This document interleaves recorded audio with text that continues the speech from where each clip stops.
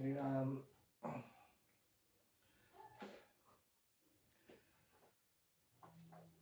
ओम पूर्णमद पूर्णमिदं पूर्णात् पूर्णमुदच्यते पूर्णस्य पूर्णमादाय पूर्णमेवावशिष्यते। श्री राम।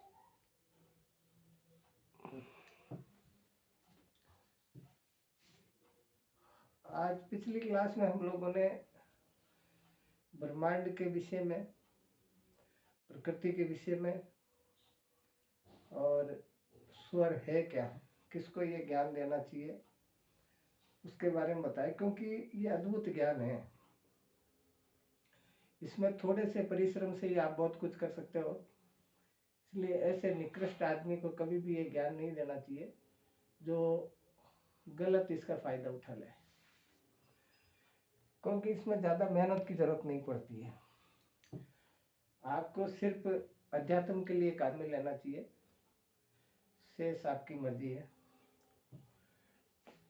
ईड़ा नाड़ी के बारे में बताया था, ये पिंगला नाड़ी के बारे में आज चर्चा करते हैं। पिंगला नाड़ी पुरुष प्रधान है, ये गर्म नाड़ी है, शरीर के दाहिनी तरफ रहती है ये, और ये सूर्य से प्रभावित है। इसमें जितने भी कर्म किए जाते हैं वो क्रूर कर्म, तेजस्वी कर्म, हिम्मत के कर्म, बुद्धि के कर्म, ताकत के कर्म, ये सारे काम इसमें किए जाते हैं जो कि सफल होते हैं।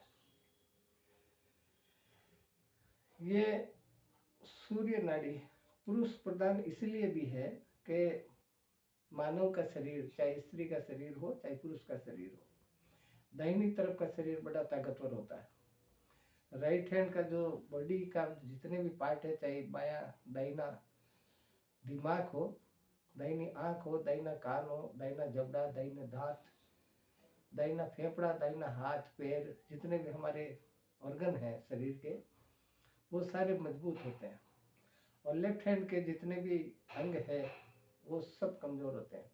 हमारे दिमाग में 3 तरह के दिमाग है, इसमें 3 तरह के दिमाग है।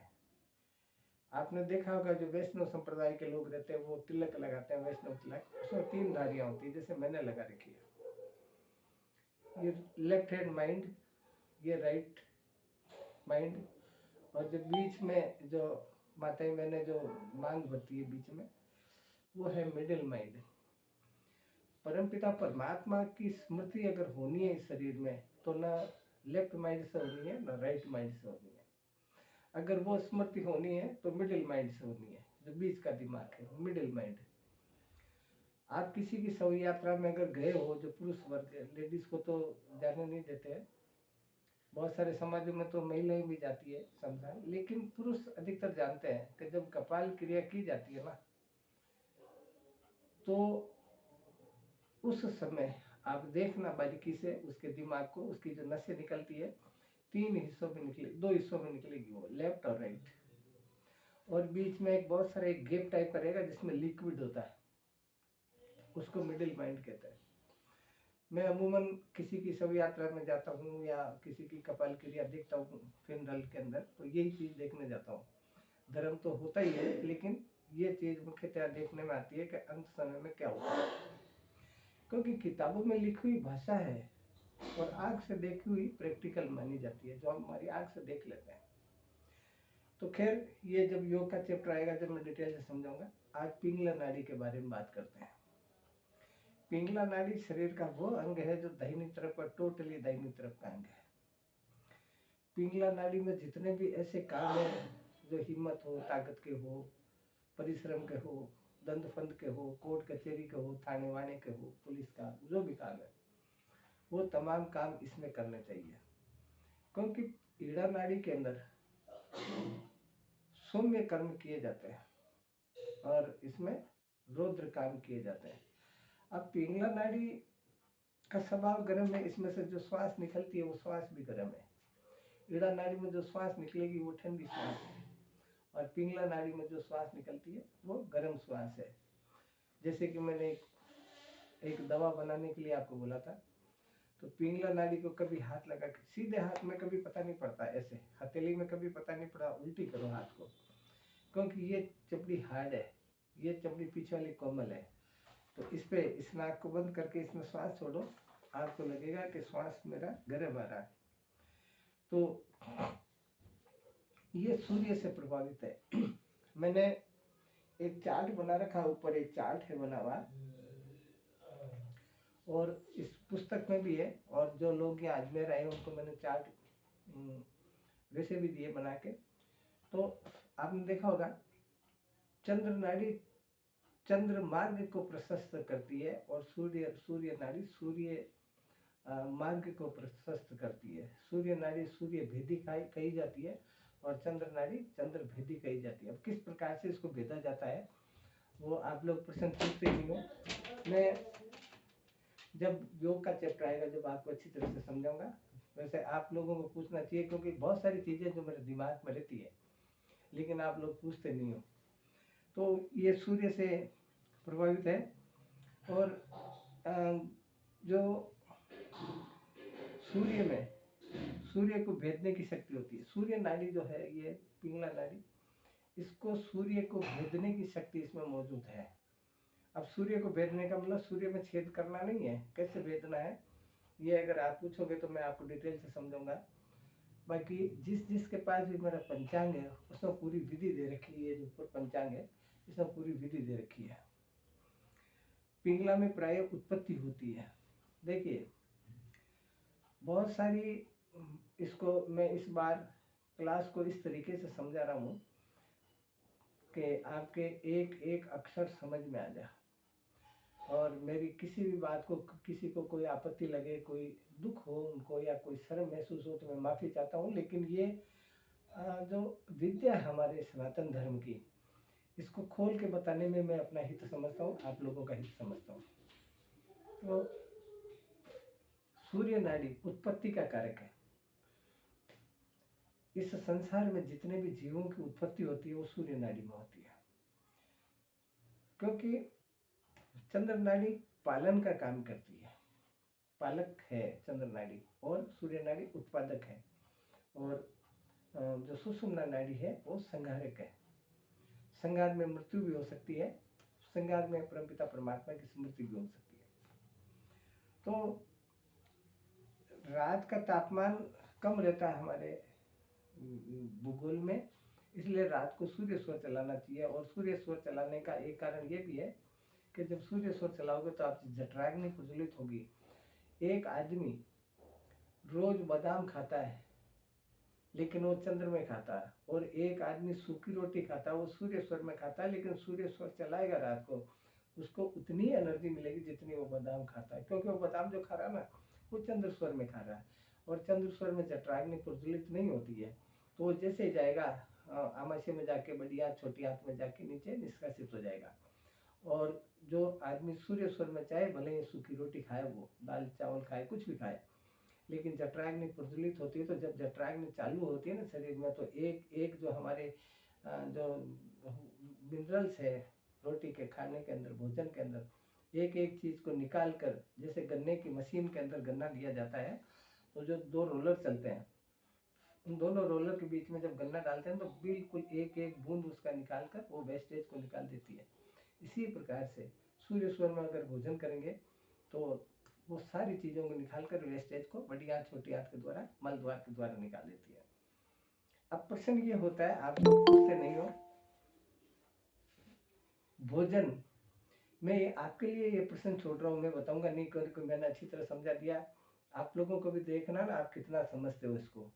भोजन 4 प्रकार का होता है, चर्व चोष्य लेय और पेय। रामचरितमानस में 4 प्रकार का भोजन है, लिखा है। चर्व जो चबाकर खाने वाला, चोष्य जो चूस कर खाने वाला जैसे गन्ना वगैरह, चर्व चोष्य लेय जो लेय होती है जैसे रबड़ी होती है ऐसे उंगली से चाट कर खाते हैं, और पेय जो पीने वाला होता है जैसे दूध है या और कोई लस्सी वगैरह है वो भी भोजन ही है। तो इनको कैसे खाया जाए ये आप लोगों को बताना अगली क्लास में, इसमें मैं पूछूंगा नहीं क्योंकि आप लोग तो पूछते ही नहीं हो। तो इसीलिए रात का तापमान कम होता है, इस वजह से भी सूर्य स्वर चलाना चाहिए। दूसरा हम भोजन करके सोते हैं और अगर सूर्य स्वर चलेगा तो हमारी जो जठराग्नि होती है वो प्रज्वलित होती है और सारे इसके जो मिनरल्स है वो निकल जाते हैं। इसमें 6 राशियों की प्रधानता है। जो मैं ये राशियां बता रहा हूँ, क्योंकि ज्योतिष एक विज्ञान है। ज्योतिष कोई छोटा मोटा किताब नहीं है, ज्योतिष एक साइंस है, विज्ञान है।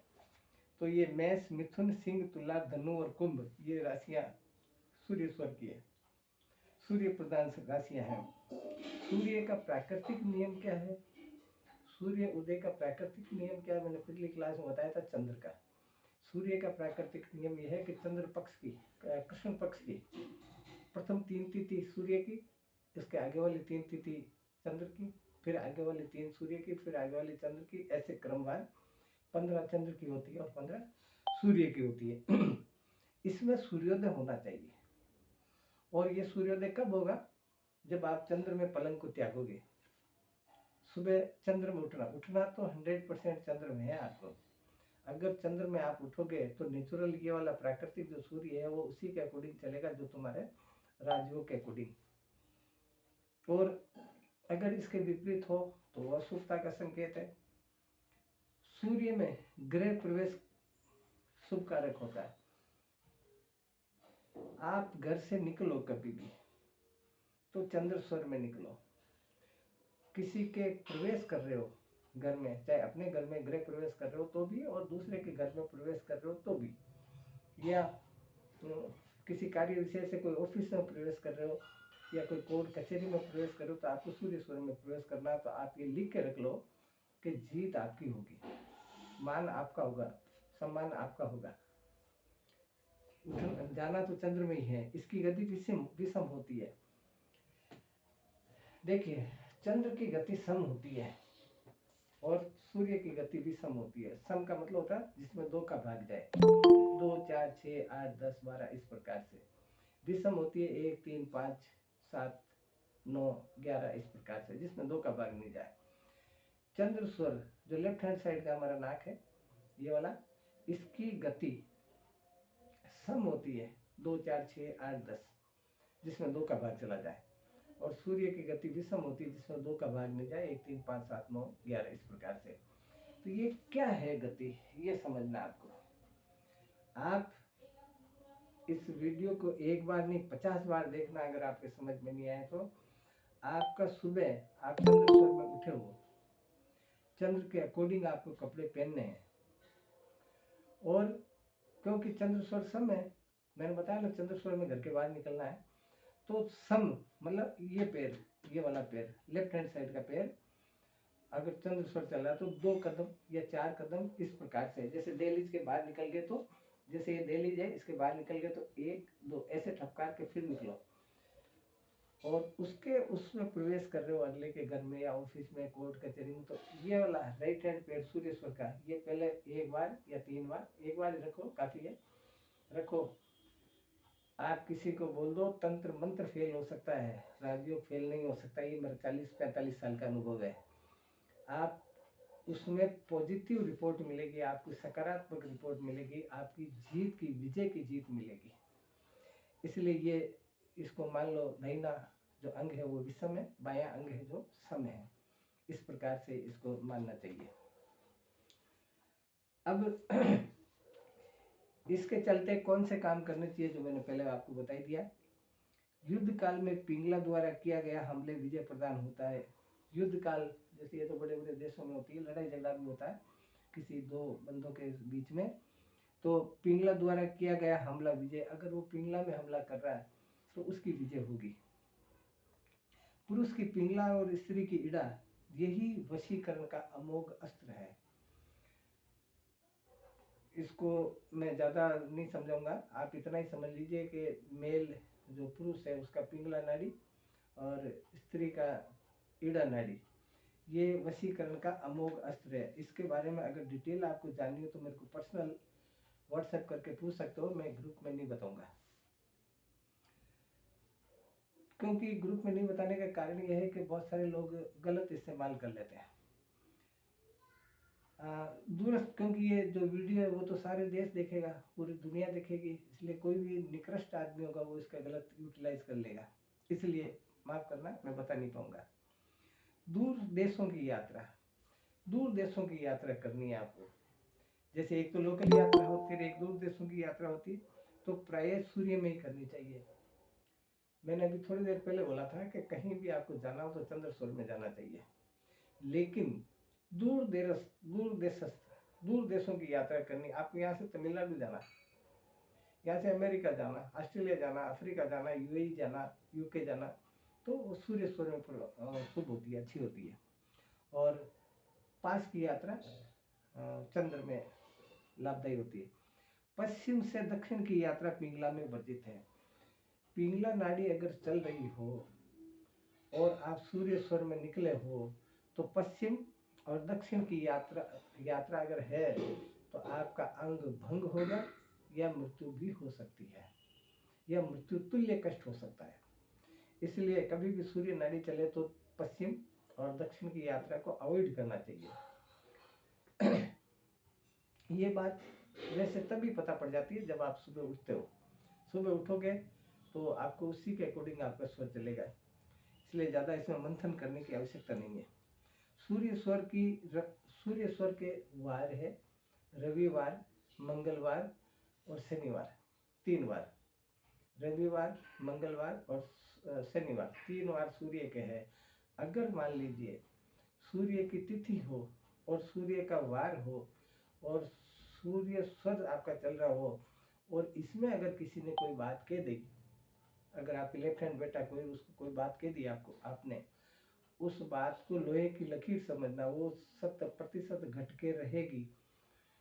हमारे धर्म में बहुत लोग कहते नहीं है तो काली जीभ का है यार, तो काली जीभ सफेद जीभ कोई किसी की नहीं होती है, वो उसके अकॉर्डिंग वो बात कह देता तो वो घटित होके रहेगी। पुराने हमारे ऋषि मुनि क्या करते थे, वरदान देते थे, श्राप देते थे, तो श्राप इसी के माध्यम से हुआ करता था। लेकिन बहुत सारे लोग कहते हैं कि मैं इसको 50 बार के श्राप दे चुका लेकिन कुछ नहीं होता। भैया कहने से कुछ नहीं होता, वो अचानक निकलने वाली धारा है, वो तो अचानक निकल जाती है। इसीलिए मैं बार बार कहता हूँ कि आप लोगों को अगर किसी से कोई चीज़ सीखनी हो ना, कोई चीज़ जाननी हो, तो कभी भी उसका दाहिने मत बैठना, राइट हैंड साइड मत बैठना। राइट हैंड साइड बैठने वाला पहले से ही उसका गुरु होता है। राइट हैंड साइड में वो बैठता है जो उसका माँ है, उसका बाप है, उसका बड़ा भाई है, या उसका सदगुरु है, या परमात्मा है। इसलिए बाएं होके बैठो तो आपके 100% दिमाग में वो बात बैठेगी। यदि उक्त संयोग में कृष्ण पक्ष का मेल हो तो अक्सर खोने से भी लाभ होगा। अगर मान लो, कई बार हम सोचते हैं कि देखो मैंने तो कुछ भी नहीं किया तो घर बैठे ही आफत मोल आई, ऐसा ऐसा हर आदमी कहता है। अगर कृष्ण पक्ष की तिथि हो, कृष्ण पक्ष के वार हो, अच्छी तरह समझना, कृष्ण पक्ष की तिथि हो, कृष्ण पक्ष के वार हो, और अगर स्वर आपका तत्व अग्नि तत्व हो, वायु तत्व हो, तो अगर आपने किसी का अनिष्ट मतलब कोई ऐसा काम नहीं किया ना जो तेजस्वी हो, बौद्धिक हो, तार्किक हो, मांत्रिक हो, यांत्रिक हो, तो आपका भी नुकसान हो सकता है। इसलिए उसमें करना चाहिए। प्रश्न ये होता है कि हमारा धर्म तो सिखाता सत्य की राह, किसको नष्ट किया जाए, किसके साथ बुरा किया जाए। भाई बहुत सारी चीजें, एलिमेंट ऐसे हैं इस पृथ्वी में, इस ब्रह्मांड के अंदर, जिसको नष्ट करना ही पुण्य होता है। इसलिए ऐसी चीज को आजमानी चाहिए। अगर इस प्रकार का संयोग हो तो कि वो फला चीज नष्ट हो जाए, जैसे किसी की दुर्बुद्धि हो उसका नाश करना, वो तो पुण्य का काम है ना। अब सूर्य के चलते रवि, मंगल, शनि को अग्नि या वायु तत्व में, सूर्य तत्व अगर चल रहा है और ये वायु तत्व और अग्नि तत्व चल रहा है तो इस प्रकार के काम लाभप्रद होंगे जो मैं नीचे बता रहा हूँ आपको। जैसे कठिन काम है, क्रूर काम, कोई कहता नहीं ये काम तो तू कर ही नहीं सकता है, वो काम करो, आपका सफल होगा। शास्त्र का अभ्यास करो, शास्त्र हमारे वेद है, उपनिषद है, शास्त्र है, इस प्रकार के अभ्यास करो तो फायदा मिलेगा। दीक्षा लेनी है किसी से तो सूर्य स्वर में लेनी चाहिए। संगीत सीखना है, यानी इजी वे में सीखोगे ये काम अगर सूर्य में करोगे तो, और ईड़ा नाड़ी में बहुत कठिन मेहनत करनी पड़ेगी। वाहन चलाना सीखना हो तो सूर्य स्वर में सीखना चाहिए। व्यायाम करना हो तो सूर्य स्वर में करना चाहिए, क्योंकि व्यायाम करने से हमारी एनर्जी वेस्ट होती है। तो एनर्जी वेस्ट होती है लेकिन सूर्य खुद पावरफुल है, इसलिए उस एनर्जी को रिफिल कर देता है, और चंद्र स्वर रिफिल नहीं कर पाता है। नौकारोहण ये रिस्की काम ही तो है, समुद्र में आप नौका में बैठ के जा रहे हो, नौकारोहण भी सूर्य स्वर में करनी चाहिए।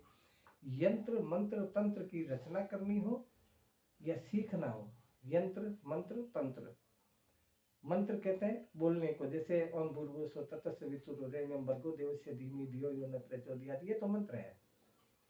यंत्र बोलते हैं वो 3 13 14 ऐसे खाने बने हुए नहीं होते हैं, अखबारों में देखा होगा आपने, 3 13 15 16 ऐसे करके, उसको यंत्र बोलते हैं।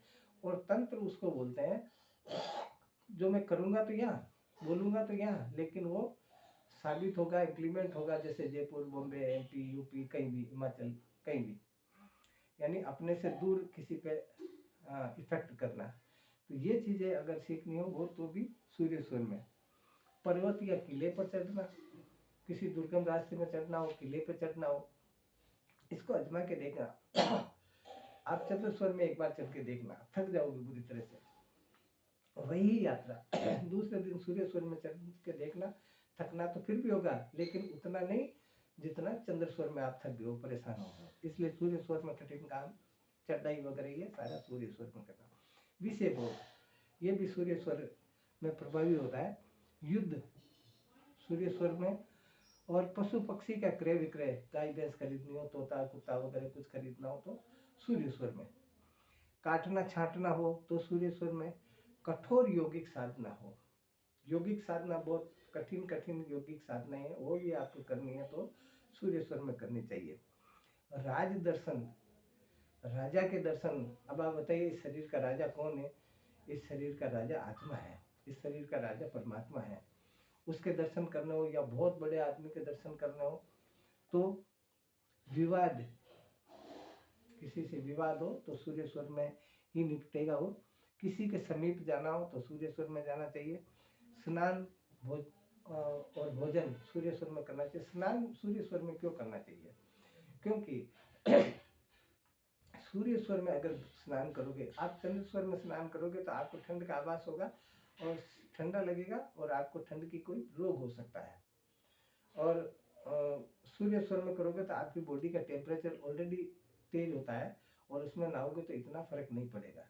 ऐसे ही भोजन करना है तो सूर्य स्वर में भोजन करोगे तो जठराग्नि प्रज्वलित होती है, इसलिए भोजन करना चाहिए ताकि एक एक रेशा, एक एक उसमें जो एलिमेंट है, उसमें जो पोषक तत्व है वो निकल जाएंगे। तो भोजन भी सूर्य स्वर में करना चाहिए, स्नान भी सूर्य स्वर में करना चाहिए। मल त्याग भी सूर्य स्वर में करना चाहिए। अगर मल त्याग चंद्र स्वर में किया तो बहुत सारे उसमें जो पोषक तत्व है वो मल के द्वारा निकल जाएंगे। पत्र लिखना हो किसी को तो सूर्य स्वर में करना चाहिए। और इस बारे में अलवर के पास में एक गांव है, मैं उस गांव का नाम भूल रहा हूँ, मैं गया हुआ हूँ, लेकिन चरणदास जी महाराज का मेन कर्मस्थली और जन्मस्थली अलवर से करीब 15-20-25 किलोमीटर दूर। तो ये महेंद्र बाबू है ना इसमें जुड़े हुए, कौन सा गांव है?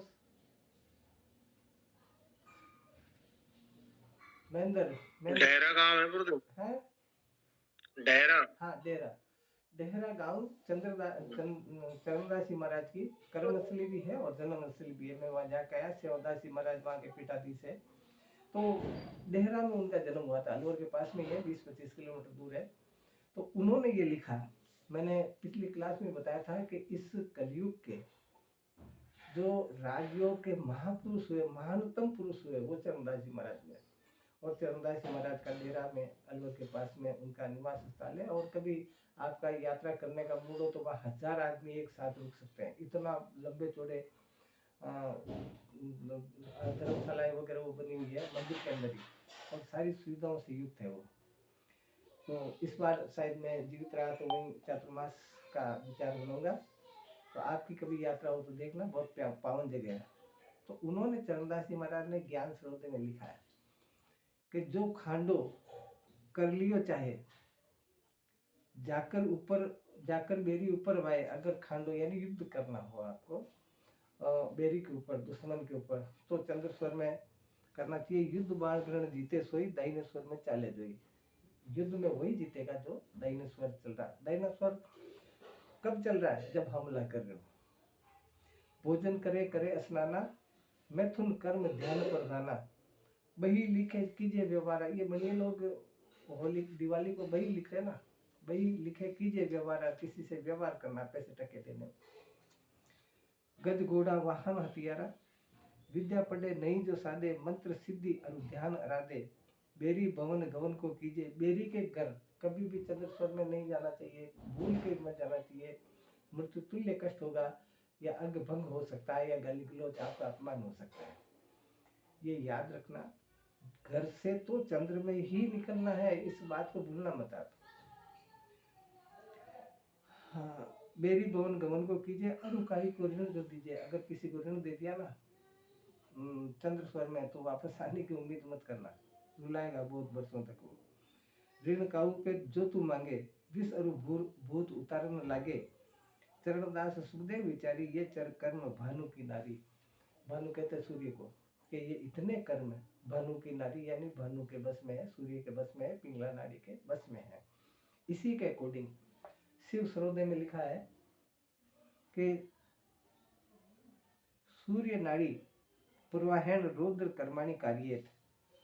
सूर्य नाड़ी अगर जब चलती हो तो रुद्र काम जितने भी है, कठिन काम जितने भी है, रुद्र काम जितने भी है, असमंजस वाले काम जितने भी वो करने चाहिए। शिव सरोदय की 30वें नंबर 61वें नंबर 2 में ये लिखा। अब ये तो हुई सूर्य नाड़ी की बात। आगे हमारा विषय है सुषुम्ना नाड़ी। सुषुम्ना नाड़ी को मैं आज ही बता देता हूँ आपको। थोड़ा ये अध्यात्म का विषय है तो इसको बारीकी से समझना, और थोड़ा लंबा विषय भी है, तो इसलिए मैं समझता हूँ कि अगली क्लास में बताऊँ तो ज़्यादा ठीक रहेगा। इस सूर्य के बारे में या आज से पहले जो आपको कोई जानकारी हासिल करनी हो तो वो बताइए मेरे को, तो मैं आपको बताता हूँ। सुषुम्ना नाड़ी मेरे हिसाब से आराम से मैं समझाता, क्योंकि ये योग का विषय है। ये तो आपका कोई प्रश्न हो तो बताइए। ये तो किशन सिंह जी ने मैंने एक मैसेज डाला था सुबह, उस मैसेज को समझाने के लिए बोला किशन सिंह जी ने कि उसको बोल रहे उसको समझाना, तो उसको समझिए आप, या पहले आपके प्रश्न हो तो पूछिए, मैं वो बताता हूँ, फिर वो उसके जवाब देता हूँ।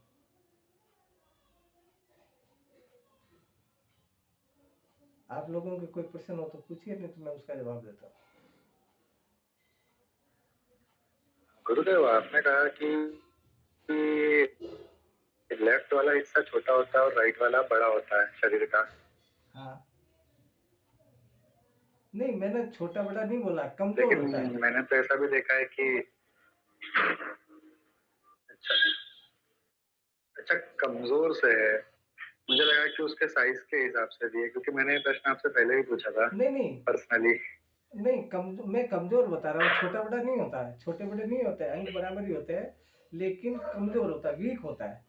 आप किसी के इस हाथ की मारो और एक राइट हैंड के हाथ की मारो तो इसकी ज्यादा लगेगी। जो फुटबॉल है उसकी इस राइट हैंड पैर की मारो किक, और एक लेफ्ट हैंड की मारो तो राइट वाले पैर की मारोगे ना उसकी ज्यादा लगेगी। ऐसे हमारी राइट आई है, राइट ईयर है, राइट माइंड है ये। और आप नंगे बदन होके कांच के सामने खड़े हो, ये फेफड़ा थोड़ा हल्का सा उठा हुआ है, ये फेफड़ा हल्का सा दबा हुआ है, तो पूरा जो आधा अंग है ना। नहीं, लेकिन मेरे मेरे केस में उल्टा है, यानी हाँ, कैसे? आप जो फेफड़े का बोल रहे हो ना, वो मेरे इसमें उल्टा है। नहीं देखो, मेरा लेफ्ट वाला उठा हुआ हाँ ये ऐसा होता है कि ये इस ब्रह्मांड में राइट। बहुत सारी चीजें वैकल्पिक विकल्प होता है। जैसे अब यूं तो अपन ये भी पसंद कर सकते हैं कि भाई मैं तो लेफ्ट हैंडी हूँ। तो इस दुनिया में मैक्सिमम, वो मैं पूछने वाला था इसके बाद ही आपसे। हाँ, जो मैक्सिमम लोग हैं ना इस ब्रह्मांड के अंदर, मैक्सिमम जो जीव है उनके अकॉर्डिंग शास्त्र लिखे हुए हैं, लेकिन ये परमात्मा का विकल्प है। बहुत सारे लोग लेफ्ट हैंडी होते हैं, बहुत सारे लोगों का माइंड लेफ्ट वाला माइंड ज्यादा काम करता है, लेफ्ट फेफड़ा उठा होता है और लेफ्ट लेग ज्यादा काम करता है, तो वो एक विकल्प होता है।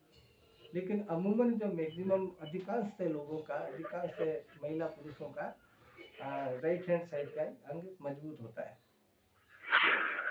लेकिन उनका क्या गुरुदेव, जिस केस में ये उल्टा चल रहा है, क्योंकि शास्त्र के उस हिसाब से लिखे, तो वो जो बचे हुए लोग हैं उनका क्या? हाँ जिसका जिसका बहुत सारे लोग हैं ऐसे, जैसे मेरे पास भी बहुत सारे लोग आते हैं, तो वो यही कहते हैं कि वो लेफ्ट हैंड साइड का ज़्यादा काम करता है, कोई भी चाहे हाथ हो या दिमाग हो या पैर हो। उसके विषय में आप एक काम करना, अभी मैं थोड़ा बहुत तो बताता हूँ, फिर मेरे को पर्सनल मैसेज करना, मैं आपको पर्सनल लिख के भेजूंगा। इसका ठीक है। इसका विज्ञान से संबंध है, हमारा जो ज्योतिष विज्ञान है ना, उससे संबंध है। हम्म। उसमें ये देखना पड़ता है कि आपकी राशि कौन सी है, किस नक्षत्र का है। देखिए, जो ज्योतिष के राशि या नक्षत्र है ना, वही उसी के अकॉर्डिंग इसमें हमारे को देखना है कि उसकी राशि किस चंद्र की है या सूर्य की है, नक्षत्र चंद्र का है या सूर्य का है। फिर वो उससे पता चल जाता है कि ये लेफ्ट हैंड ये या राइट हैंड ये, क्योंकि ये कॉम्बिनेशन है विज्ञान, इसका ज्योतिष विज्ञान का, सूर्य विज्ञान का। तो इसको मैं डिटेल से, आप पर्सनल मुझे मैसेज करना, मैं आपको पर्सनल समझाऊंगा। ठीक है गुरु। तो इसमें तरीकों में भी फिर फर्क आता है क्या? जैसे कि अगर ये एक्सेप्शन है, हाँ हाँ अगर हम इसे एक्सेप्शन माने तो फिर तो कुछ फर्क भी तो आ रहा होगा ना सारी हाँ, प्रोसेस में, बिल्कुल बिल्कुल कुछ फर्क तो थोड़ा आता है, बदलाव होगा। बिल्कुल फर्क आता है। अब ये 9 चीजें मैंने लिखी थी, मैसेज करा था उसके बारे में। किशन मना ने लिखा कि गुरुदेव इसको समझाना, और किशन मना शायद इसमें जुड़े हुए हो, तो वो एक फोटो भेजी थी जो मेरे हाथ से तो डिलीट हो गई। वो फोटो अगर स्क्रीन पे बता दो तो मैं उसके बारे में समझा दूं। तो 9 चीजें लिखी थी मैंने कि स्पिरिचुअल 9 स्पिरिचुअल लेसन, 9 आध्यात्मिक पृष्ठ या पाठ। पहला है कि द सन इज मेडिसिन, सूर्य एक दवा है। देखिए, वैसे तो सिंपल ये सारे नो के नो, लेकिन इसको मैं डिटेल से आपको बता देता हूँ। The sun is medicine, the sun is best medicine.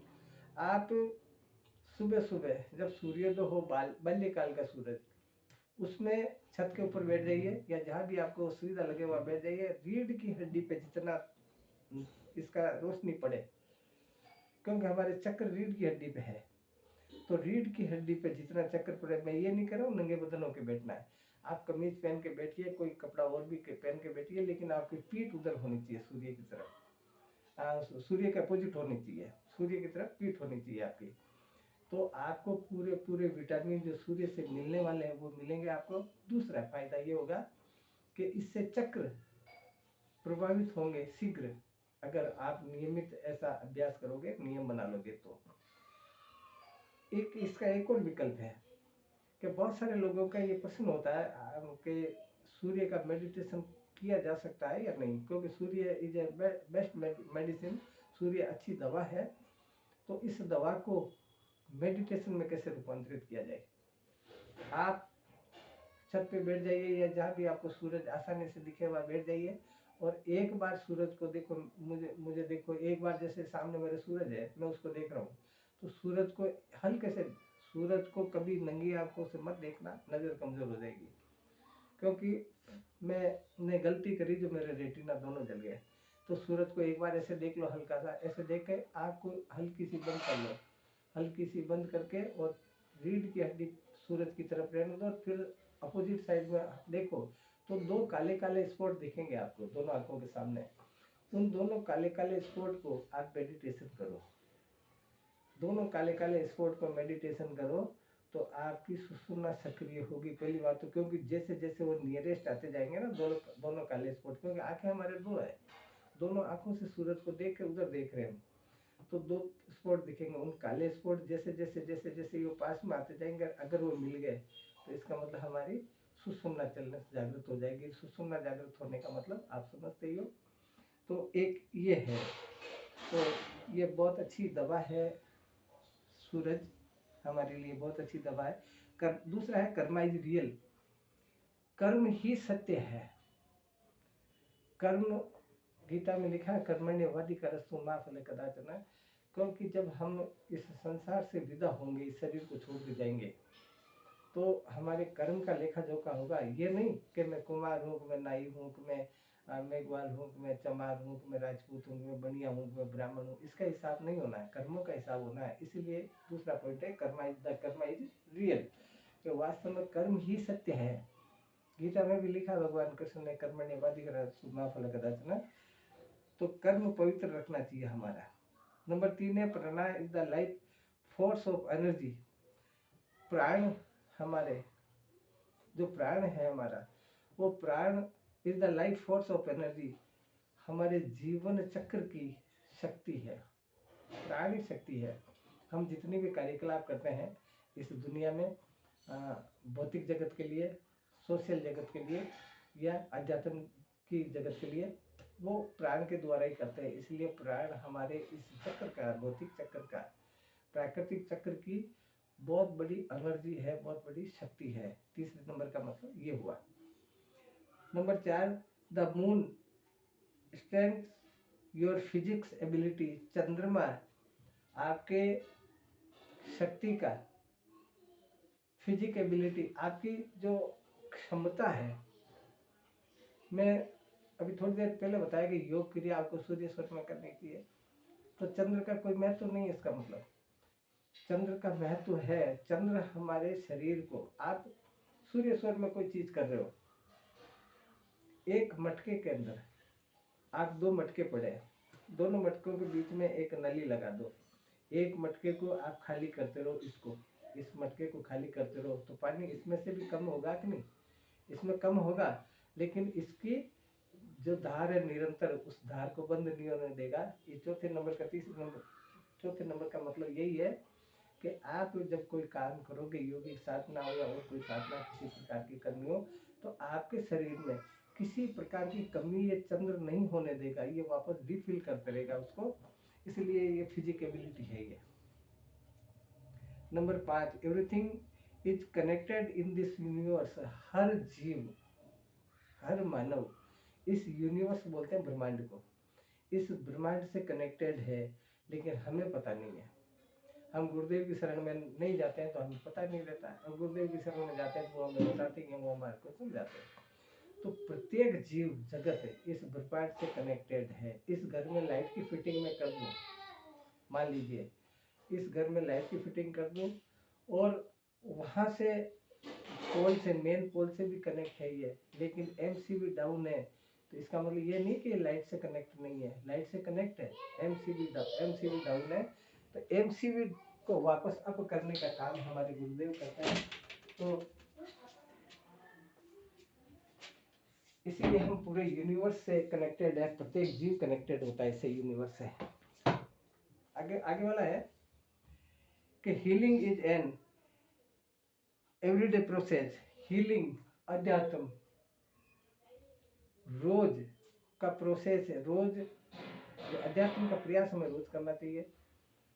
ये जीवन बड़ा दुर्लभ मिला है, देव दुर्लभ मानुष तन पावा, सुख दुर्लभ सब ग्रंथ गावा रामचरितमानस में लिखा हुआ है।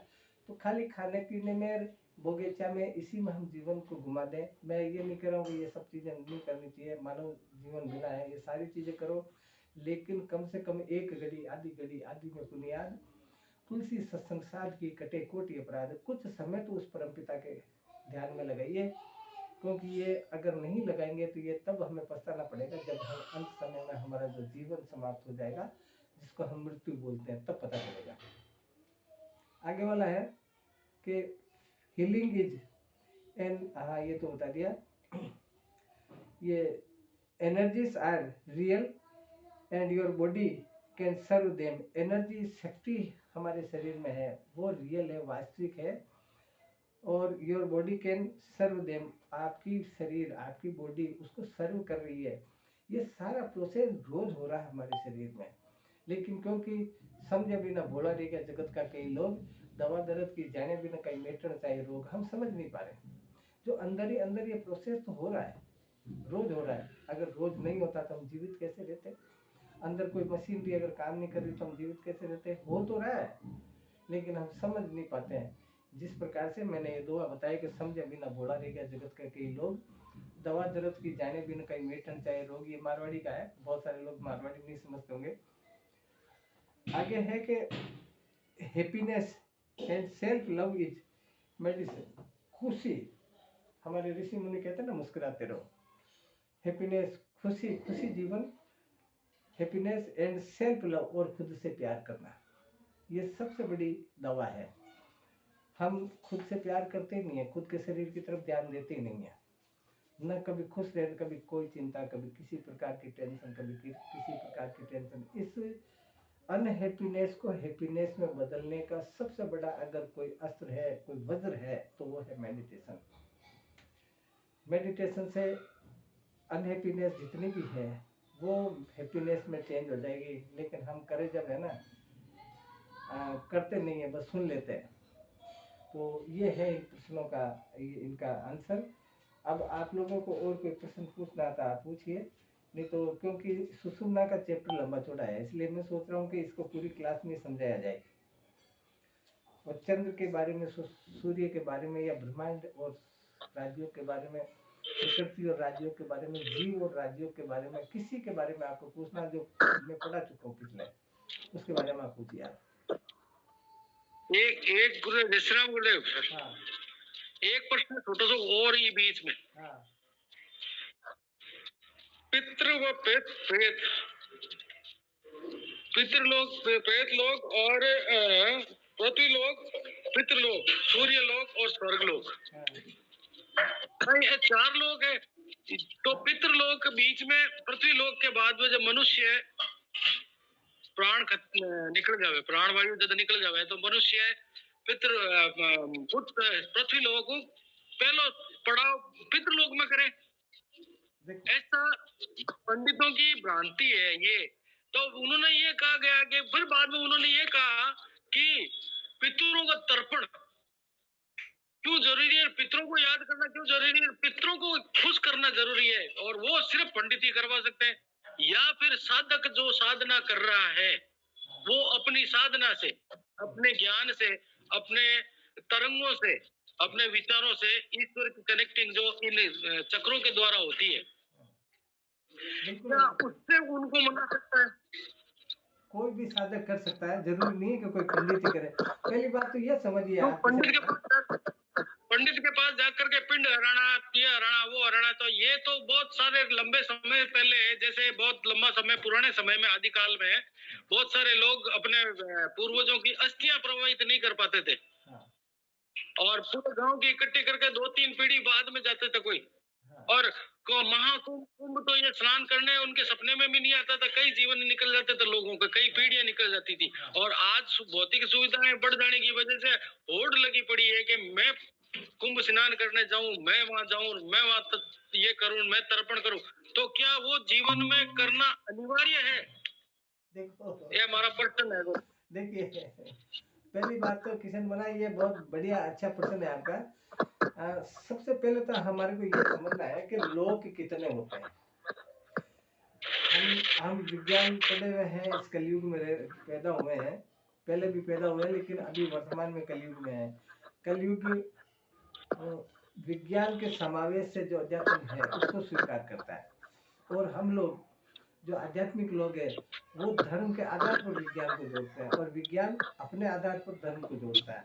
लेकिन अभी साइंस बहुत पीछे है, धर्म के बहुत पीछे है। अगर हम ये बात करें कि आज विज्ञान इतना तरक्की पे है, मैं खुद साइंस का स्टूडेंट रहा हूँ, विज्ञान बहुत तरीके पर है। विज्ञान कर्म को मानता है, और अध्यात्म धर्म को मानता है, अध्यात्म आस्था को मानता है। तो ये लंबा चौड़ा विषय हो जाए, लेकिन मैं आपके प्रश्न का उत्तर देता हूँ कि कर्म कितने हैं। माइक बंद करो जिसका भी माइक चालू है। प्रथम तो ये देखना हमारे को कि लोग कितने हैं। आदमी आदमी का मतलब चाहे कोई भी हो जिसकी मृत्यु होती है, जीव जगत, वो मृत्यु होती क्या है, मृत्यु को अगर हम समझ लें ना तो लोग को अच्छी तरह समझ जाएंगे। वास्तव में मृत्यु होती है पंचभौतिक शरीर की, ये शरीर, इसको डिस्ट्रॉय होना मृत्यु कहलाता है। यानी इसमें आत्म तत्व जो निकल जाना उसको मृत्यु कहता है।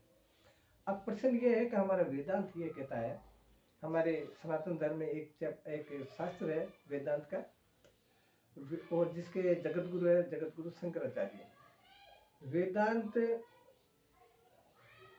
ये मानता है, और वेदांत ने हमारे ऋषि मुनियों ने ये कर्म करके लिखे, आप लोग भी कर सकते हो। मैं कई बार कहता हूँ कि मृत्यु को जानना चाहिए। जब आत्मा शरीर से निकल जाती है तो इस उदान के द्वारा निकलती है, उदान में जो फ्लोपी है वो लेकर निकलती है और अगली माँ के पेट में स्थापित हो जाती है। लेकिन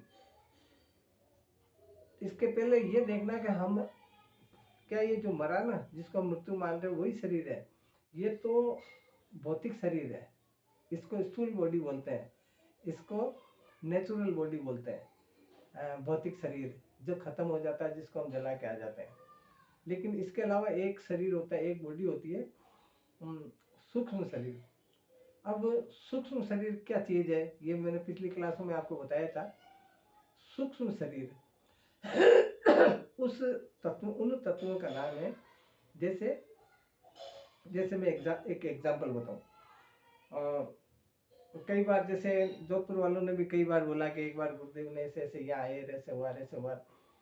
भाई मैं जब इस अजमेर में विराजमान हूँ, अजमेर में रह रहा हूँ, तो फिर वो जोधपुर में या जयपुर में या जहाँ भी कोई जाने वाला है, जैसे एक बार हैदराबाद का फोन आया, हैदराबाद जाने में आपको 24-25 घंटे 36 घंटे लगते हैं, तो वो जो जाने वाला है उसका नाम है सूक्ष्म शरीर। दूसरा कारण कि हम सपने में कहीं जाते हैं, तो हमारा जो भौतिक शरीर है वो तो यहाँ पड़ा रहता है, सपने में हम कहीं भी चले जाते हैं, स्वतंत्र है वो। सूक्ष्म शरीर स्वतंत्र है, वो कहीं भी जा सकता है, चाहे हिमाचल जाओ, चाहे उत्तराखंड उत्तरांचल जाओ, पंजाब जाओ, कश्मीर जाओ, कहीं भी जा सकता है, दक्षिण भारत या अमेरिका, कहीं पूरे ब्रह्मांड में कहीं भी भ्रमण कर सकता है। वो जो सूक्ष्म शरीर है, सूक्ष्म शरीर उसको कहते हैं जिसको पकड़ नहीं सकते हो। 5 ज्ञानेंद्री, कर्मेंद्री, चित्त, मन, बुद्धि, अहंकार, ये प्रकृति शरीर की, ये इन चीजों से जो मिलकर जो बना ना, उसको सूक्ष्म शरीर कहते हैं। हम किसी को बुद्धि को नहीं पकड़ सकते, किसी के मन को नहीं पकड़ सकते, अहंकार को नहीं पकड़ सकते, ये जो इत्र के अंदर जो महक होती है उस महक को नहीं पकड़ सकते, गुड़ के अंदर या मिश्री के अंदर जो मिठास होती है उसको नहीं पकड़ सकते, किसी को क्रोध आया तो उस क्रोध को नहीं पकड़ सकते। जिस चीज को हम नहीं पकड़ सकते वो सूक्ष्म शरीर है। और सूक्ष्म शरीर परमपिता परमात्मा की अनुभूति कराने का माध्यम है, इसको बोलते हैं सूक्ष्म शरीर। तीसरा होता है कारण शरीर। अविद्या, मेरा नाम फलाना है, मेरे इतने बच्चे हैं, मेरे इतना प्रॉपर्टी है, इतनी जमीन है, अविद्या, इसको बोलते हैं कारण शरीर। और महाकारण शरीर, जब ये अविद्या का आवरण हट जाए, जब हमें ये पता पड़ जाए कि यार मैं फला नहीं हूँ, मैं भी उस ईश्वर का अंश हूँ, ये महाकारण शरीर। तो जब मृत्यु होगी तो ये कौन से लोक में जाएगा? जब मृत्यु होगी, इस से आत्मा निकल चुकी है, शरीर से निकल चुकी है आत्मा, तो आत्मा सूक्ष्म विलीन होती है इसको लेकर। लेकिन मैंने बताया ना कि उसको पकड़ नहीं सकते ना, वो जो सूक्ष्म शरीर के तमाम जो एलिमेंट है उनको पकड़ सकते हैं। वो अगली माँ के पेट में स्थापित भी हो जाएगा ना, तो भी उसके जो जिसको डीएनए कह सकते हैं हम, वो रहते ही है यथावत। जैसे एक आदमी दिल्ली रह रहा है, एक हैदराबाद रह रहा है, किसी न किसी कारण से उनमें घनिष्ठता हो जाए तो ये पूर्व जन्म का सहयोग होता है, लेकिन वो पहचान नहीं पाते। तो किसी भी लोग अब पितृलोक की बात आती है। पितृलोक कोई प्लेटफॉर्म नहीं है कहीं बना हुआ, या स्वर्गलोक या नरकलोक कहीं प्लेटफॉर्म नहीं है। आज तक हम शास्त्रों में भय इसलिए डाला जाता है कि पाप नहीं हो, मनुष्य से पाप नहीं हो। आपने किसी को छेड़ा, आप गर्म तेल में डाल देंगे। सोचने वाली बात यह है कि आपको जला तो इधर ही दिया, फिर तेल में कौन सा शरीर को डाला? जला के तो इधर ही आगे, हम फूंक के आगे, राख बना के आगे, फिर गर्म तेल में किस लिए डाला? लेकिन ये लिखना इसलिए जरूरी है कि शास्त्रों में 4 चीजें होती है, उसमें एक चीज है भय। भय डालना जरूर है शास्त्र में। शास्त्र में भय नहीं डालेंगे तो करप्शन फैल जाएगा, बदमाशियां फैल जाएगी, चोरी डकैती फैल जाएगी, अव्यवस्था फैल जाएगी ब्रह्मांड की, इसलिए जरूरी है। और ये जितनी भी चीजें ना, ये पुराणों में मिलेगी आपको, उपनिषदों में नहीं मिलेगी, वेदों में नहीं मिलेगी, शास्त्रों में नहीं मिलेगी, सिर्फ पुराणों में मिलेगी। तो पितृलोक, जैसे मेरे पिताजी एक्सपायर हो गए, तो मेरे पिताजी के जो उदान है, वो उदान तो वायुमंडल में स्थिर रहती है ना। आत्मा विस्थापित हुई है अगली माँ के पेट में, तो वो किसी न किसी कारणवश हमारी हर एक्टिविटीज वो देखती है। और अगर वो भूख से मरा या और किसी कारण से मरा, तो उसको बोलते हैं पंडित जन कभी पितृ तर्पण कराओ। तो पितृ तर्पण ये ठेका नहीं है कि कोई ब्राह्मणी हो या कोई पंडित हो। पंडित उसको बोलते हैं पंच इंड इति, जिसके 5 तत्वों का अच्छी तरह जानकारी हो। ब्राह्मण उसको बोलते हैं ब्रह्म जानाति से ब्राह्मण है, जो ब्रह्म को जानता वो ब्राह्मण है। जाति तो विप्र है, तो उसको तो आम आदमी भी कर सकता है। और कोई ऊपर लोक नहीं है पितृलोक, कोई स्वर्गलोक ऊपर लोक नहीं है। आप अच्छे गज सिंह जी के घर में पैदा हो जाओ तो स्वर्ग लोक है। और ये फकीर लोग पढ़े गवर्नमेंट कॉलेज के इधर, इनमें पैदा हो जाओ तो नरक लोक है। कोई भैंसे पे बैठ कर नहीं आना है कि काल भैंसे पे बैठ के आएगा। जो कुछ है अंतिम परश्वास का नाम काल है। तीसरा स्वर्गलोक और नरकलोक का मैंने आपको समझा दिया। इस प्रकार से ये भ्रांतियां हैं, लेकिन ये तब तक हम मानी जाती है किशन मना जब तक हम गुरुमुखी नहीं होते हैं। गुरुमुखी हो जाते हैं तो आप तो खुद ही सक्षम हो, तो फिर किससे पूजा करनी है आपको, क्या पूजा करनी है, किससे? गंगा के अंदर अगर पाप धुलते, मैं भी जा रहा हूँ प्रयाग परसों, गंगा के अंदर अगर पाप धुलते तो भीष्म पितामह तो खुद गंगा का ही बेटा था। 6 महीने क्यों तीरों पे रहा? यानी कर्मण्य वाधिकारस्तु मा फले कदाचन। इस धरती पे तो अगर राम भी आया ना तो उसको भी अपना फल भोगना पड़ा, कृष्ण भी आया तो उसको कर्मों का बल भोगना पड़ा।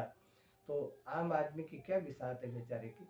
गंगा में डुबकी लगाना एक धर्म है। तीर्थ करे एक फल, संत मिले फल चार, सदगुरु मिले अनेक फल, कहे कबीर विचार। तीर्थ करने से, गंगा में डुबकी लगाने से आपका शरीर धुल सकता है, और एक आस्था महसूस होगी कि कभी शंकर भगवान ने ये उतारी थी गंगा। आपके पाप नहीं धुलेंगे। अगर पाप अगर धुल रहे हैं गंगा में डुबकी लगाने से, तो कोर्ट कचहरी जेलें में इतने लोग बंद हैं, उनको गंगा में डुबकी लगा के लाओ ना, पाप धुल जाएंगे। फिर रिया कर दो, ऐसा नहीं होता है। कर्म तो, कर्म का फल तो भोगना पड़ेगा आपको। गीता में 7 लिखा, 16 कृष्ण कला निदान कृष्ण ने के कर्मण्यवादी का रस्तु मा फले कदाचन है। तो इस प्रकार से आपका प्रश्न ये है कि इसका उत्तर ये है कि आप गुरुमुखी होने के बाद भी हम इस प्रपंच में पढ़े तो मैं समझता हूँ बेकार है। और पितृ तर्पण की जहाँ बात आती है तो पितृ तर्पण करो, मैं ये नहीं करो नहीं करो, लेकिन जब वो एलिमेंट हमारे वायुमंडल में है तो किसी न किसी प्रकार से नेगेटिव एनर्जी हमारे में प्रवाहित करेगा, तो वो करनी चाहिए। और आप गुरुमुखी हो तो आप खुद ही कर सकते हो ना, दूसरे से कराने की क्या आवश्यकता पड़ेगी। शास्त्रों की जानकारी होनी चाहिए, ज्योतिष की जानकारी होनी चाहिए। इसके लिए ज्योतिष शास्त्र गलत नहीं है, लेकिन उसकी जानकारी तो होनी चाहिए ना। और किसी सज्जन की कोई बात हो तो आप बोलिए। गुरुदेव, मैंने पहले एक प्रश्न पूछा था आपसे कि जैसे कि आत्मा हम कहते हैं कि कभी नहीं मरती, है ना, शरीर की मृत्यु होती है, तो क्या इस ब्रह्मांड में वो जो आत्मा है उसकी जो काउंटिंग है यानी गणना है वो भी फिक्स होती है? हाँ, यानी इतने ही जीव होंगे? हाँ देखिए, आत्मा अजर अमर अविनाशी है। इसको न कोई छेद सकता, न कोई वायु उड़ा सकती है, कोई शस्त्र छेद नहीं सकता, वायु उड़ा नहीं सकती, अग्नि जला नहीं सकती है। तो आपका प्रश्न ये है कि इसकी काउंटिंग कितनी बढ़ गई होगी, सतयुग से लेके अब तक कितने लोग पैदा हुए होंगे, कितने मरे होंगे? मैं आपसे नहीं, मेरा वो प्रश्न नहीं है गुरुदेव। दरअसल मेरा ये प्रश्न है कि अगर जैसे कि वो मर नहीं रही है, मतलब उसका बार बार निर्माण भी नहीं हो रहा होगा, तो क्या अगर एनर्जी है तो वो तो फिक्स रहती है जैसे हम कहते हैं, जैसा आत्मा अगर ऊर्जा है तो उसका भी काउंट, यानी जितने जीव आ रहे होंगे पूरे ब्रह्मांड में आके जा रहे होंगे, तो उसका एक कांस्टेंट नंबर होगा ना, यानी जो कि बदला नहीं जा सकता, एकदम एक फिक्स वैल्यू होगी। वो गणना पूछ रहा हूँ। सुनिए, ठीक है आपका प्रश्न, लेकिन इसको इस तरीके से समझिए। इस घर में मैंने कनेक्शन करवा रखा है लाइट का कनेक्शन करवा रखा, लेकिन ये ट्यूबलाइट फ्यूज हो गई, जिसको हम दैनिक भाषा में टेक्निकल लैंग्वेज बोलते हैं, ट्यूबलाइट फ्यूज हो गई। तो इसका मतलब बिजली तो खत्म नहीं हुई ना, वो जो एनर्जी है वो तो यथावत है, खाली वो उसकी बॉडी खराब हुई है। तो हमारी भी बॉडी खराब होती है, एनर्जी यथावत है। एनर्जी में ना कोई घटत होती है ना बढ़त होती है। हाँ, वो तो है गुरुदेव, लेकिन अब जैसे कि बहुत सारे जीव हैं तो हर एक जीव के अंदर उसकी एक जीवात्मा होती है। हाँ, है ना, तो ऐसा अगर मान लीजिए बढ़ते गई पॉपुलेशन, तो एक पॉइंट तो आएगा ना कि जिसमें जितनी आत्मा पहले से बनी हुई होंगी, क्योंकि उसका अंत हो नहीं रहा है, तो एक पर्टिकुलर एक कह सकते हैं कुछ भी नंबर होगा। मान लीजिए जैसे कि अपन हाइपोथेटिकल समझते हैं कि जैसे 10 लाख है, तब मान लीजिए वो 10 लाख पूरे के पूरे जीव आ गए, तो क्या इसके बाद आत्मा वापस से बनेगी, उसका निर्माण होगा, या फिर पहले उनकी मृत्यु नहीं होती उसके बाद तब तक कोई नया जन्म नहीं होता? आत्मा का कोई नया निर्माण नहीं होता। हमारे वेदांत, हमारे वेद ये कहते हैं आत्मा का कोई नया निर्माण नहीं होता। ये एक एनर्जी है, एक शक्ति है, एक पावर है, जो इस वायुमंडल के अंदर जो समाहित हो जाती है, वो काउंटिंग में नहीं होती कि कितनी आत्मा। आत्मा तो आत्मा, अपन वेदों में कहते हैं अहम ब्रह्मास्मि, मैं स्वयं ईश्वर हूँ। तो ईश्वर के कोई टुकड़े थोड़ी हो सकते हैं, आत्मा ही ईश्वर है, तो आत्मा के कोई टुकड़े थोड़ी हो सकते हैं, वो तो एनर्जी है। भाई ये लाइट आ रही है, ये पावर हाउस से आ रही है, जहाँ भी विद्युत बनता है, प्रोडक्ट ये बनती है वहाँ से, तो वहाँ उस पावर हाउस की वाले की वजह से तो भले आप 10,000 ट्यूबलाइट लगाओ चाहे 10 लगाओ, कोई फर्क नहीं पड़ता, वो तो पावर हाउस चालू है। तो परमात्मा जो आत्मा है वो तो उसका अंश है, पिता परमात्मा का एनर्जी है। जैसे इस ट्यूबलाइट में पावर हाउस नहीं है, लेकिन पावर हाउस की ही एनर्जी है। इस पंखे में पावर हाउस की ही एनर्जी है, लेकिन ये पावर हाउस नहीं है, एनर्जी उसी की है। तो अब 2-3 चीज़ें अगर वेस्ट हो जाए तो पावर हाउस को तो कोई फर्क नहीं पड़ेगा, उसकी काउंटिंग में कोई फर्क नहीं पड़ा कि कितनी ट्यूबलाइट तुमने फ्यूज हुई, कितनी कम जलाई। तो ये तो एक अभेद्य विषय है कि इसकी परमात्मा की या आत्मा की कोई काउंटिंग नहीं होती कि मेरे में अलग आत्मा है, आप में अलग आत्मा है। अगर आप मेडिटेशन करो, प्रॉपर मेडिटेशन करो, तो आपको ये अच्छी तरह से फील होगा कि आप में मेरे में कोई फर्क नहीं। जब युद्ध समाप्त हुआ था भगवान राम का, तो जोली मूड में भगवान ने पूछा हनुमान से कि हनुमान बता मैं तेरे को कैसे लगता हूँ। तो हनुमान के शब्द ये, हम क्या करते हैं कि एक रामचरितमानस, तुलसी के रामचरितमानस पढ़कर अपने आप को विद्वान समझने लग जाते हैं। रामायण तो 108 है, बहुत प्रकार के संस्करण है। तो जो कंबन रामायण में लिखा है कि राम जी पूछते हैं कि बता हनुमान मैं कैसा लगता हूँ, तो हनुमान जी कह रहे हैं उसको, राम जी को, कि प्रभु शरीर रूप से पूछो तो आप मेरे स्वामी हो, मैं आपका सेवक हूँ, लेकिन आत्मभाव से अगर पूछता है तो जो तू है वही मैं हूँ। राम को तो परब्रह्म परमेश्वर का अवतार मानते हैं ना, और हनुमान को भी परब्रह्म परमेश्वर का अवतार मानते हैं, लेकिन वो भौतिक रूप से तो अलग अलग है ना। लेकिन वो कह रहे हैं कि आत्मभाव से तेरे मेरे में कोई फर्क नहीं, यानी एक ही हूँ। ये ट्यूबलाइट अगर कहे कि मैं जल रही हूँ और पंखा कहे मैं घूम रहा हूँ, तो ये कह के तेरी मेरी जाति अलग अलग है। तो भाई अंदर जो इसमें विद्युत जा रही है, अंदर जो पावर जा रही है, अंदर जो शक्ति जा रही है, वो तो एक ही है, शरीर अलग अलग है इनके। तो इसी प्रकार से एनर्जी एक है, पूरे ब्रह्मांड की एनर्जी एक है, और उसी एनर्जी के हम प्रमाण हैं। मैं विशिष्ट अद्वैत को मानता हूँ, मैं सभी को मानता हूँ, मैं द्वैत को भी मानता हूँ, द्वैत पे भी प्रवचन करता हूँ, अद्वैत पे भी करता हूँ, द्वैताद्वैत पे भी करता हूँ, और विशिष्ट अद्वैत पे भी करता हूँ। लेकिन मैं जिस संप्रदाय से जुड़ा हुआ हूँ उसका नाम है वैष्णव मत, रामश्री मत। रामश्री जो लोग होते हैं वो विशिष्ट अद्वैत को मानते हैं। विशिष्ट अद्वैत का मतलब ये होता है कि नितांत सत्य, नितांत सत्य। जैसे मैं ऊपर नहीं देख रहा हूँ लेकिन रोशनी है, इसका मतलब कोई न कोई रोशन करने वाला है इस रोशनी को, उसको बोलते हैं विशिष्ट अद्वैत। तो आप ये कभी मत समझो कि आत्मा अलग अलग है। हाँ, आपने एक प्रश्न बहुत अच्छा किया कि जीवात्मा, हमारे को इस आत्मा को समझने के लिए, परमात्मा को समझने के लिए, या आत्मा की अनुभूति करने के लिए हमारे को पहले ये देखना चाहिए कि मेरा नाम रामलाल है, श्यामलाल है, गीता है, सीता है, ये तो भौतिक नाम हुए। ये इस स्थूल शरीर को इंगित कर सकते हैं। इसमें जीव भासता है कि मेरे में मैं जीव हूँ, लेकिन थोड़ा और ज्ञान का प्रकाश पड़े, हमारे पे गुरुदेव की कृपा हो जाए, तो जीवात्मा होती है, जीव जिसका नाम होता है कि ये रामलाल है, श्यामलाल है, गीता है, सीता है, ये जीव कहते हैं इसको। फिर होगा जीवात्मा, यानी थोड़ा थोड़ा परमात्मा को प्रकाशित करने की शक्ति हमारे में आ जाए गुरुदेव की कृपा से, तो जीवात्मा, यानी जीव तो है लेकिन इसमें आत्मा है, ये मान लेना, उसको बोलते हैं जीवात्मा। जीव, जीवात्मा, फिर आत्मा, आत्म तत्व, यानी उस चैतन्य की अभिव्यक्ति करना, उसको स्वीकारोक्ति करना। और आत्मा की अगर स्वीकारोक्ति हो जाए तो परमात्मा कोई अलग नहीं है। ये 4 भागों में हम डिवाइड हैं, जीव, जीवात्मा, आत्मा और परमात्मा। इस कड़ी को अगर बारीकी से अगर समझो तो मैं पूरी एक क्लास इसके ऊपर ले लूँगा, ये इसका परफेक्ट नियम है। जी गुरुदेव, बाकी ऐसा मेरा ये है कि मत, यानी मैं भी ये सारी चीजें मान रहा हूँ कि ईश्वर तो एक ही है, हाँ, परमात्मा एक ही है, वो भी एक ऊर्जा ही है। अब जैसा आपने कहा कि पावर हाउस एक है, हाँ, ट्यूबलाइट बहुत सारी लगा दी, लेकिन ट्यूबलाइट की भी तो एक लिमिट है ना, कि अगर मैंने मान लीजिए पावर हाउस की ऊर्जा ही इतनी है, यानी शक्ति इतनी है कि वो केवल और केवल 10 लाख ट्यूबलाइट को जला सकती है, हाँ ऊर्जा प्रदान कर सकती है। तो ऐसे अगर अपन शरीर मान लेना कि 10 लाख शरीर है, तो अगर इससे ज्यादा अगर मैं बनाते जाऊंगा हाँ। तो क्या उसमें वो उनका अंश आके वास करते जाएगा नहीं, और वो बनते जाएंगे? एनर्जी तो वही रहेगी ना। बॉडी आप अलग अलग बना सकते हो, जैसे कंपनियां बल्ब और ट्यूबलाइट बना रही तो लाखों की तादाद में बना रही है।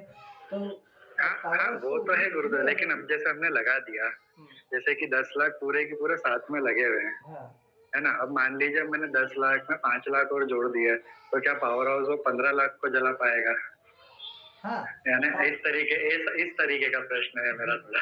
पावर हाउस की तो ऐसे पावर हाउस की तो एक कैपेसिटी है कि भाई इतने किलोवाट आप लोड ले सकते हो, दे सकते हो उसमें।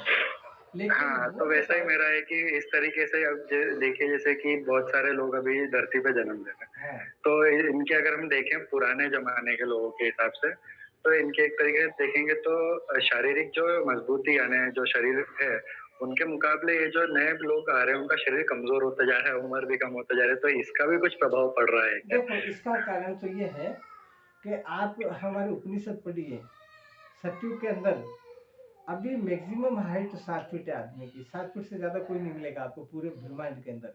कोई विकल्प हो सकता है भले एक आध। 7 फीट द्वापर के अंदर 14 फीट, त्रेता के अंदर 21 फीट और सतयुग के अंदर 28 फीट। तो 28 फीट का आदमी हुआ करता था तब, तो उसके तो हार्ड मास वैसे ही होंगे।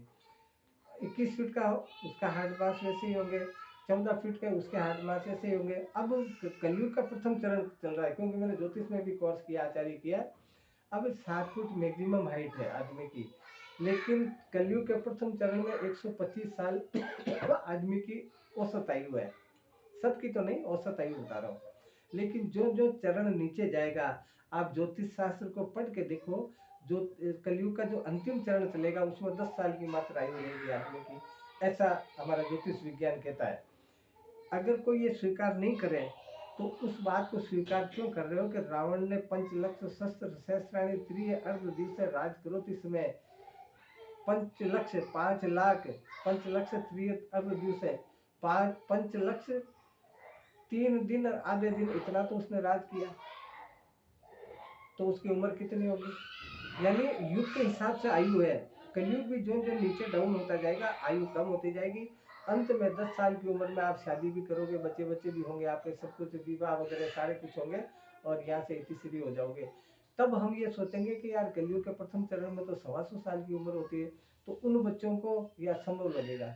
ऐसे ही आज हमारे को असंभव लग रहा है कि सतयुग में हजारों साल उम्र हुआ करती थी, त्रेता में हजारों साल उम्र हुआ करती थी, 500 साल की उम्र तक तो उनकी सगाई होती थी। आज हमारी 18-20 साल में तो सगाई हो जाती, ब्याह हो जाता, शादी हो जाती है। तो हर चीज सत्य है इस ब्रह्मांड की।